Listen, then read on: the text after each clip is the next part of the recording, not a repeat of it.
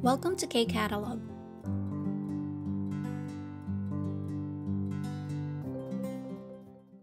Level 3 Unit 4 na tayo, textbook, page 50.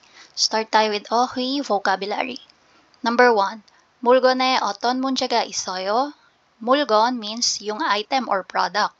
So, ano daw yung problem or issue na meron dun sa iyong item? Tingnan natin, no? 사이즈가 작다. Ibig sabihin, small size. 색상이 다르다. Different color. So, mali yung kulay na naibigay or na-receive mo. 바지가 헐렁하다. 바지, yung pants, 헐렁하다, maluwag, loose. And then, kabaligtaran naman nun is 바지가 끼다. Again, 바지, pants, 끼다, tight. Masikip naman yung size, no? And then, 얼룩이 있다. 얼룩. Ito po yung stain or mancha. 단추가 떨어지다. 단추, ito po yung buttons natin or butones. Yan. So, 떨어지다, ibig sabihin false, nahulog, o kaya kulang. Yan yung mga kulang yung butones, o kaya hindi maayos yung pagkakatahi, maano na, parang matatanggal na. Yan. Next one, 바느질이 잘못되다. So, may mali daw, no? 잘못되다. May mali sa pagkakatahi. Yan. Tingnan natin picture, no? So, parang hindi tama, hindi tugma. Okay? Next, 디자인이 마음에 안 들다. So, 마음에 안 들다, hindi mo type, no? Or hindi mo nagustuhan yung design. Next one. Now for number 2, 물건에 문제가 있을 때는 어떻게 해요? Sabi, kapag yung item mo daw ay may issue or problem, paano ang gagawin? Sabi dito, 교환하다. So, it means to exchange. Papalitan mo, no? 고객센터에 문의하다. 문의하다, to inquire or contact the customer center. Next, 환불하다. 환불하다 is to have a refund. Ayan, magpa-refund ka, no? 소비자 상담센터에 상담하다. So, 상담하다, counseling or to consult, no? Consult to 소비자, consumer. Ayan, and then, 상담 counseling center. Sulat ko siya, no? Ayan. So, punta ka doon and then explain mo kung ano yung nangyari, ano yung issues. Ayan. And then, titingnan nila kung ano yung pwede nilang gawin. First, grammar natin for level 3, unit 4, we have 동사 plus 을만하다. So, verb plus 을만하다 and 리을만하다.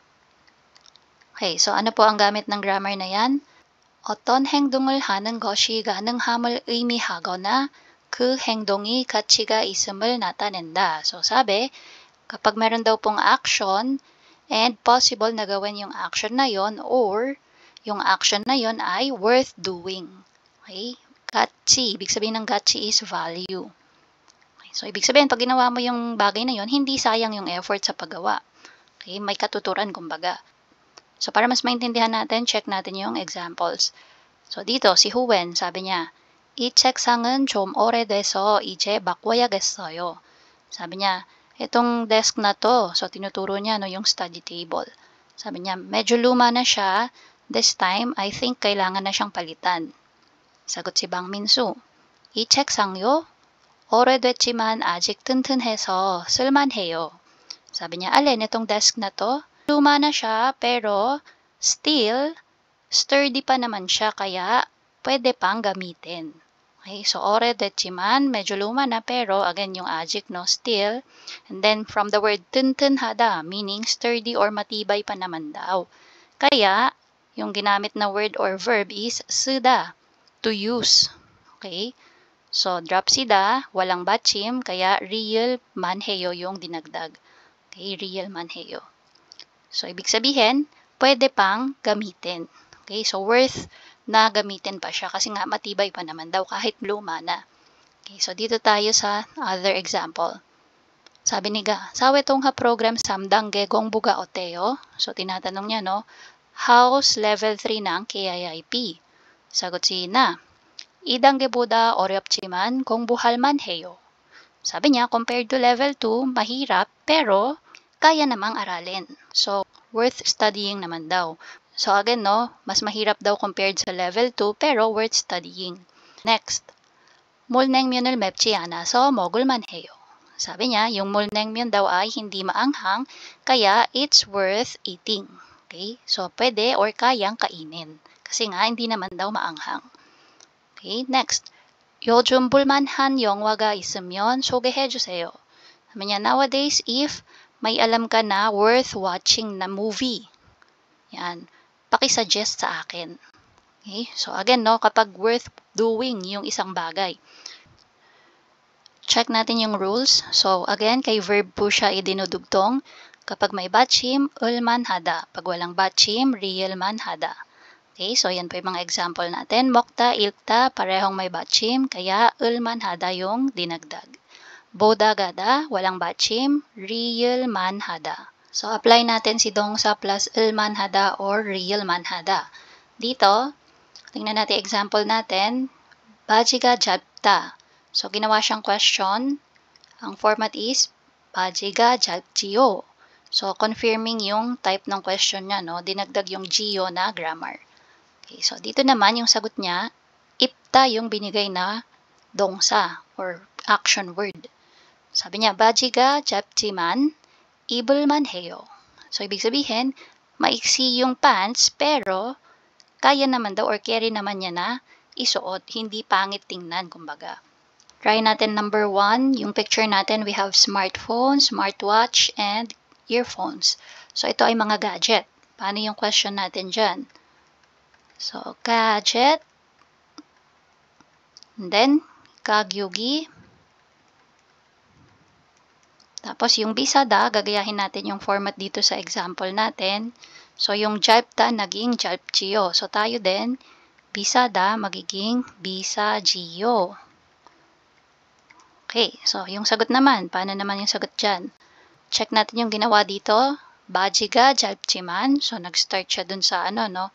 Bajiga jalpta, tapos ginawang jiman.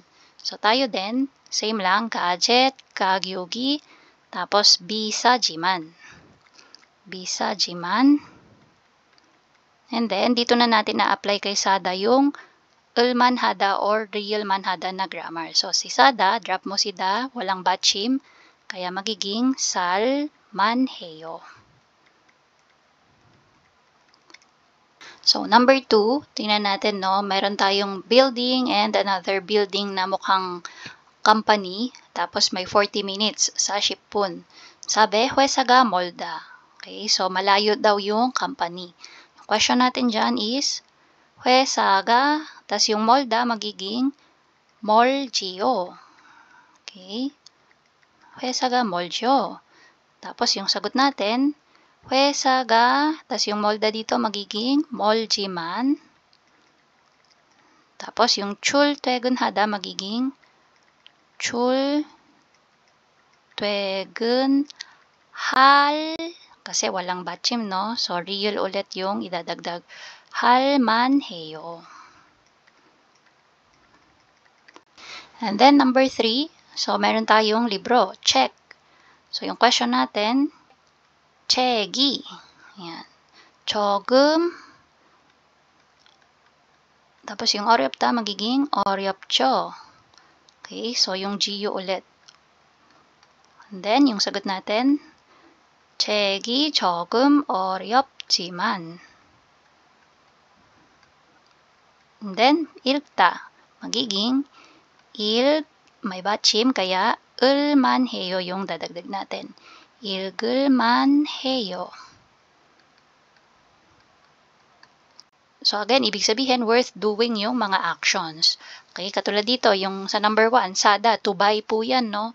So, sabi niya, mahal man, pero worth buying kasi magaganda naman yung quality. So, yun yung pwedeng nakapaloob na ibig sabihin niya doon sa sinabi niya na bisajiman salman heyo. Dito naman sa number 2, so medyo malayo kung iisipin, 40 minutes from bahay to company.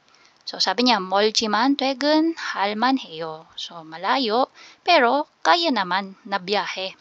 Okay, hindi yung maano ka talaga, de-drain ka. So, number 3, sabi niya, 어렵지만 읽을만 해요. Mahirap, pero kaya naman i-comprehend yung sinasabi sa libro. Okay, so worth doing yung isang action. So, dito tayo sa number 2.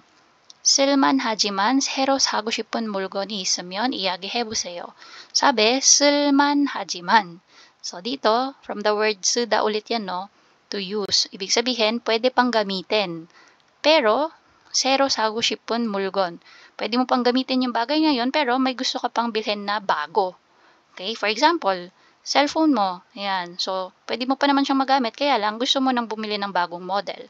Diba? So, yun daw yung pag-usapan. Tingnan natin example. 작년에 산 운동화가 아직 신을만 한데 새 디자인으로 또 사고 싶어요.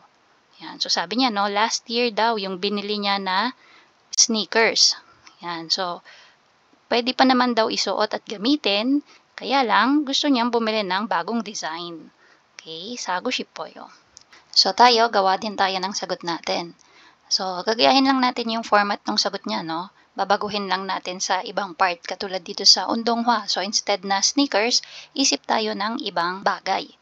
And then, instead na new design, so tayo, isip tayo ng ibang adjective. Okay, so tingnan natin.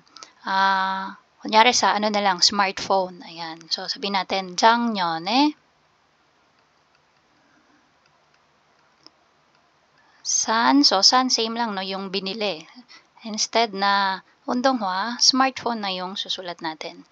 산 스마트폰이 아직, tapos instead na 신을만 하다, dahil hindi naman natin isusuot yung smartphone, so gagamitin natin. So, 쓰다. So, 쓰, and then walang 받침, kaya we add 리을만 해요. 쓸만, tapos instead na 해요, ano yung ginawa? 한데. Okay? So, 쓸만한데. Tapos, so instead na 새 디자인으로, sabihin natin yung latest model, no? So, 최신 모델로. So, 최신 모델로 또 사고 싶어요. 사고 싶어요. Yan. So, yan na yung pwede nating isagot. 작년에 산 스마트폰이 아직 쓸만한데 최신 모델로 또 사고 싶어요. And that's it. If you find this video helpful, please hit the like, share, and subscribe button. So I still hope to see you in the upcoming videos, and again, thanks for watching.